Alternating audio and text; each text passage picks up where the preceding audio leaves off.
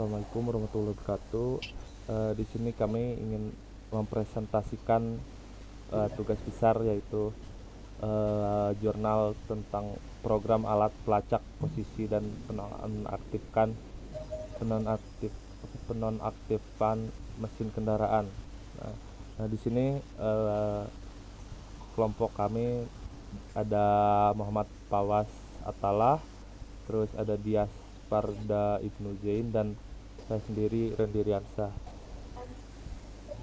Ya, telepon seluler merupakan salah satu hasil dari berkembangnya teknologi komunikasi saat ini.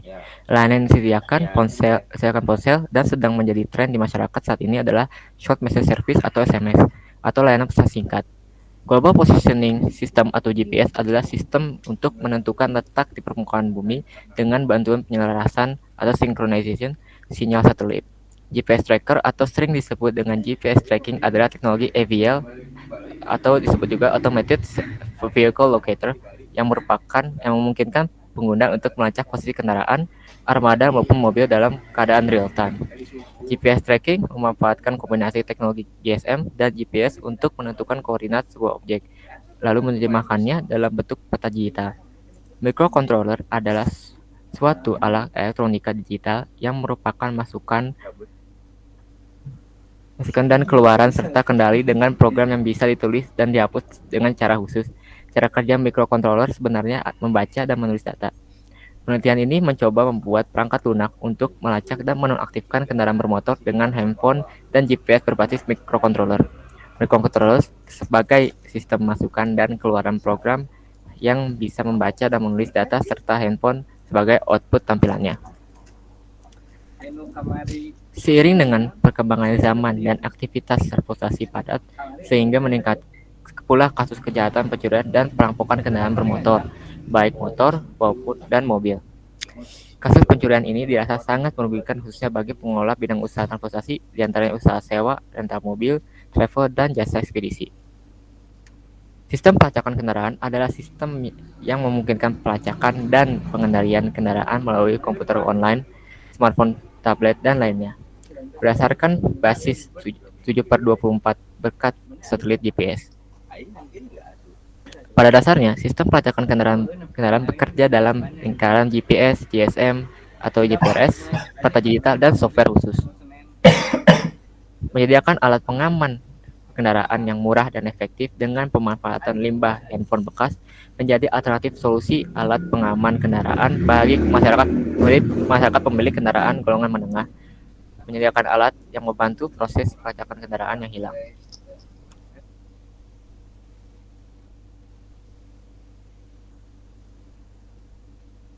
Dias? Oh, ya nomor satu ada handphone atau yang sering kita kenal HP, telepon seluler atau ponsel, telepon genggam atau handphone disebut pula adalah perangkat telekomunikasi elektronik yang mempunyai kemampuan dasar yang sama dengan telepon konvensional seluler tetap, namun dapat dibawa kemana-mana, portable, dan mobile. Tidak perlu disambungkan dengan jaringan telepon menggunakan kabel atau wireless. Saat ini Indonesia mempunyai dua jaringan telepon nirkabel, yaitu sistem GSM Global System for Mobile Telecommunication dan sistem CDMA Code Division Multiple Access, badan yang mengatur telekomunikasi seluler. Indonesia adalah Asosiasi Telekomunikasi Seluler Indonesia atau yang kita kenal ATSI. Selain berfungsi untuk melakukan dan menerima panggilan telepon, ponsel umumnya juga mempunyai fungsi pengiriman dan penerimaan pesan singkat short message service atau SMS. Ada pula penyediaan jasa telepon genggam di beberapa negara yang menyediakan layanan generasi ketiga, yaitu 3G, dengan menambahkan jasa videophone sebagai alat pembayaran maupun untuk televisi online di telepon genggam mereka.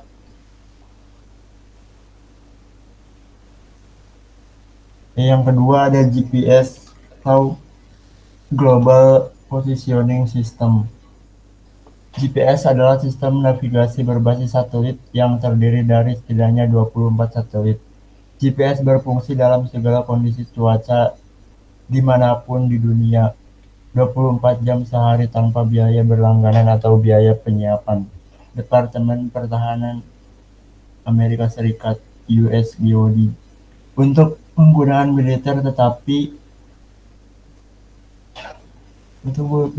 mereka dibuat tersedia untuk digunakan sipil pada tahun 1980-an. Satelit GPS mengelilingi bumi 2 kali sehari dalam orbit yang tepat.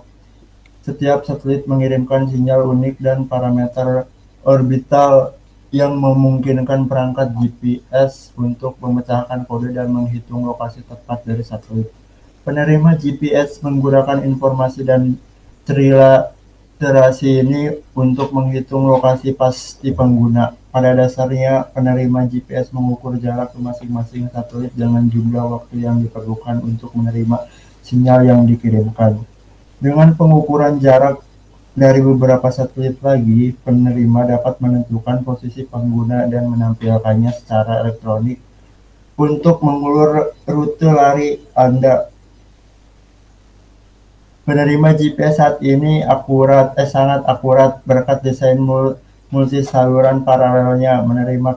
Penerima kami cepat mengunci di satelit ketika pertama kali dihidupkan. Mereka tetap mempertahankan kunci pelecakan pada pepohonan yang padat atau di lingkungan perkotaan dengan gedung-gedung tinggi. Kesalahan lainnya dapat mempengaruhi akurasi penerima GPS. GPS receiver Garmin biasanya akurat dalam jarak 10 meter, akurasi bahkan lebih baik di atas air. Beberapa akurasi penerima GPS Garmin ditingkatkan dengan Wide Area Illumination System. Kemampuan ini dapat meningkatkan akurasi hingga lebih dari 3 meter dengan memberikan koreksi ke atmosfer. Kurang lebih seperti itu. Yang ketiga ada GSM atau GPRS. Global System for Mobile Communication, disingkat GSM, adalah sebuah teknologi komunikasi seluler yang bersifat digital. Teknologi GSM banyak diterapkan pada mobile communication, khususnya telepon genggam. Teknologi ini memanfaatkan gelombang mikro dan mengirim sinyal yang dibagi berdasarkan waktu, sehingga sinyal informasi yang dikirim akan sampai pada tujuan. GSM dijadikan standar global untuk komunikasi seluler sekaligus sebagai teknologi seluler yang paling banyak digunakan orang di seluruh dunia. GSM mampu menyalurkan komunikasi suara pada kecepatan rendah 9,6 sampai 14,4 kilo per second, lalu berkembang menjadi GPRS. General Packet Radio Service atau sering disingkat GPRS adalah perkembangan dari teknologi GSM dengan kecepatan komunikasi data sampai 115 Kbps. Karena sistem GPRS dapat digunakan untuk transfer data dalam bentuk paket data yang berkaitan dengan email, data gambar, wireless application protocol, dan World Wide Web. Dan yang terakhir, microcontroller adalah suatu chip berupa IC integrated circuit yang dapat menerima sinyal input pengolahan dan memberikan sinyal output selesai dengan program yang diisikan ke dalamnya. Sinyal input microcontroller berasal dari sensor yang merupakan informasi dan dari lingkungan, sedangkan sinyal output tujuan kepada aktuator yang dapat memberikan efek ke lingkungan. Jadi secara sederhana, microcontroller dapat diibaratkan sebagai otak dari suatu perangkat atau produk yang mampu berinteraksi dengan lingkungan sekitarnya.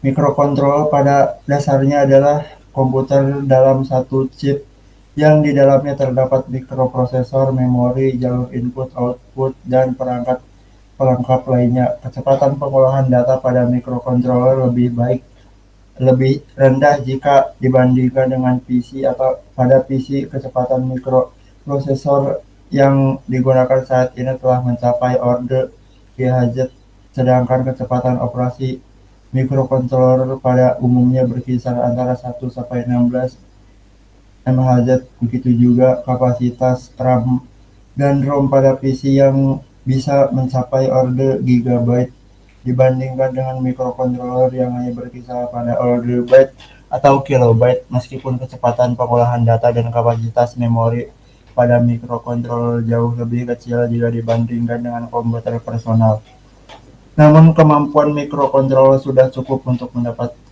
dapat digunakan pada banyak aplikasi, terutama karena ukurannya yang kompak.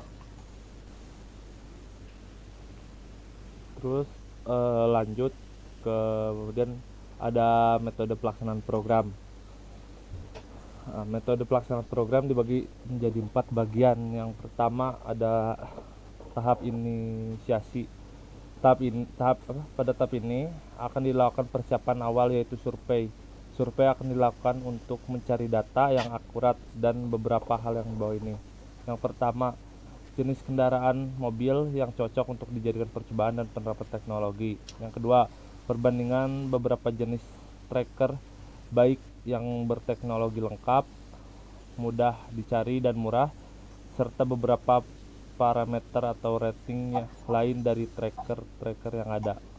Yang kedua, ada tahap desain dan pembuatan alat vehicle security locator, perancangan model rangkaian awal berdasarkan pada hasil survei dan inovasi teknologi yang akan digunakan. Perakitan awal komponen-komponen dasar dari awal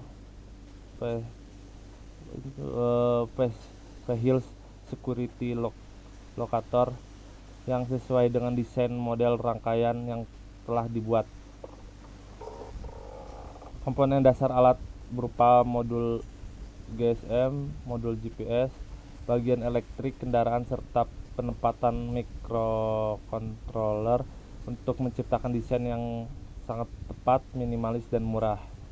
Terus yang ketiga ada desain akhir alat, yaitu membuat packing alat yang sesuai sehingga mudah dikenali pelanggan sebagai alat vehicle security locator, memiliki nilai estetika dan tepat untuk diaplikasikan di kendaraan mobil. Yang ketiga ada tahap penguji alat vehicle security locator dan penerapannya pada mobil. Setelah alat selesai dibuat, akan dilakukan pengujian alat. Lalu setelah pengujian akan dilakukan pengecekan mengenai kekurangan yang terdapat pada alat untuk diperbaiki dan dioptimasi.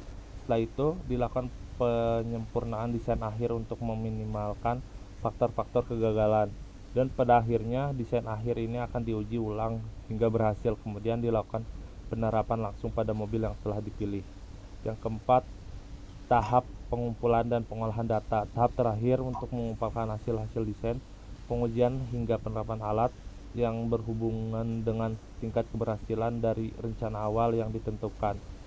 Seluruh data akan dikumpulkan, didokumentasikan untuk kemudian dilaporkan secara menyeluruh untuk memperjelas serta bisa menjadi bahan rujukan bagi pengembang penerapan teknologi vehicle security locator. Dan yang kelima ada flowchart. Di sini sebelum mulai itu menunjukkan untuk start. Setelah start kita akan masuk ke terhubung ke internet. Tapi jika terhubung ke internet gagal, maka akan kembali ke start, terus masuk lagi ke jika berhasil terhubung ke internet, bisa mulai dengan sinyal GPS, terus masuk lagi ke habis sinyal GPS, sinyal GSM, terus masuk ke mengirim data lokasi GPS, mendapatkan perintah. Setelah mendapatkan perintah, menjalankan perintah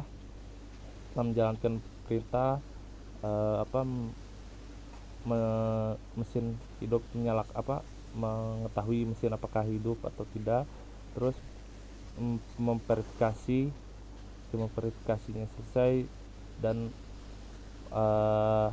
mengetahui dan menghidupkan mesin.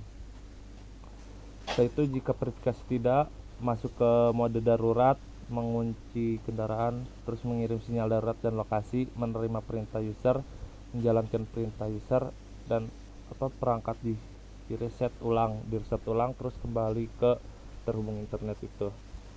Terus di sini ada gambaran UI. Yang pertama adalah tahapan awal. Tahapan awalnya seperti ini. Terus sudah masuk ke tahapan awal, kita klik GPS trace. Terus setelah masuk, kita masukkan dulu email. Terus sudah masuk email, tampilan awal GPS kayak seperti ini.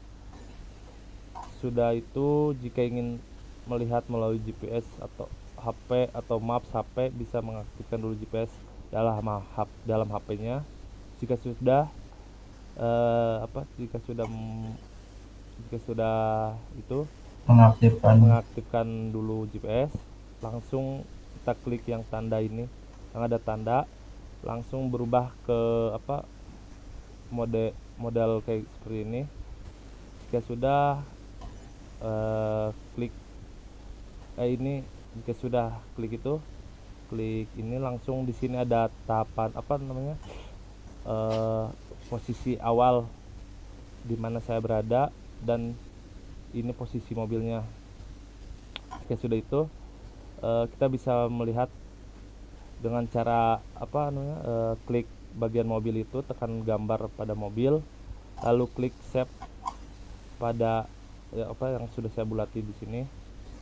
Lalu kita masuk ke Maps yang bawaan HP. Sudah itu, masukkan yang tadi sudah di copy, tinggal dipaste dalam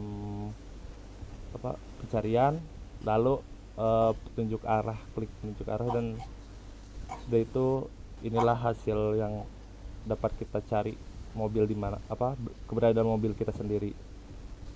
Kesimpulannya, kelebihannya itu dapat melacak posisi kendaraan yang dapat dilihat di Google Maps HP maupun PC, dapat menonaktifkan mesin kendaraan dengan memberi perintah melalui SMS, sistem respon yang diberi sensor vibra, dan mendeteksi sedini mungkin jika ada getaran perpindahan dari posisi kendaraan. Kekurangannya sangat bergantung adanya pulsa SIM card yang memungkinkan hubungan terus-menerus dengan server GPS. Sinyal melemah seketika cuaca mendung atau gelap. Tidak ada dideteksi dengan memilih titik koordinat bumi. Mesin kendaraan baru akan mati setelah 30 detik. Set time delay. Terus daftar pusaka.